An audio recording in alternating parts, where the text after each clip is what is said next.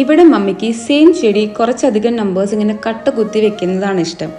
അതുകൊണ്ട് തന്നെ ഞങ്ങളുടെ വീട്ടിൽ ചെടിയുടെ വെറൈറ്റീസ് കുറവാണെങ്കിലും കുറേ നമ്പർ ഓഫ് ചെടീസ് കാണും. ഞാൻ വെറൈറ്റീസ് കുറവാണെന്ന് പറയുമ്പോൾ തീരെ ഇല്ലയെന്ന് നിങ്ങൾ വിചാരിക്കരുത്, കുറച്ചധികം ഉണ്ട്. അത് ഞാൻ വഴിയെ കാണിക്കാം.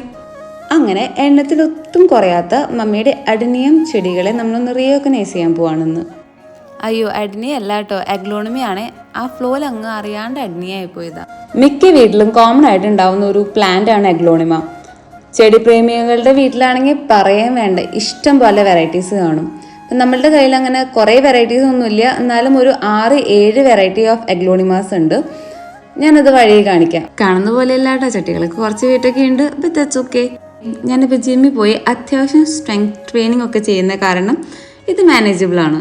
ഇത് പിങ്ക് ഡാൽമേഷ്യൻ എന്നറിയപ്പെടുന്ന ഒരു അഗ്ലോണിമ വെറൈറ്റിയാണ്.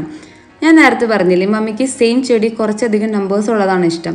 അപ്പം എനിക്ക് തോന്നുന്നു ഒരു 10, 15, 20 ചട്ടികളൊക്കെ എന്തായാലും കാണില്ലേ. ഇവിടെ ഗാർഡനിങ്ങിൻ്റെ A to Z കാര്യങ്ങൾ മാനേജ് ചെയ്യുന്നത് മമ്മി ഒറ്റയ്ക്കാണ്. ഞാൻ വല്ലപ്പോഴും ഫ്രീ ടൈം കിട്ടുമ്പോൾ ഹെൽപ്പ് ചെയ്യും. ബട്ട് അതർവൈസ് എല്ലാം മമ്മി ഒറ്റയ്ക്കാണ് മാനേജ് ചെയ്യാറ്.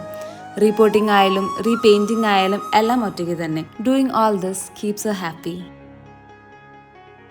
Okay, bye. ഇനി പുതിയ ചെടി വിശേഷങ്ങളായി വേറൊരു വീഡിയോയിൽ കാണാം.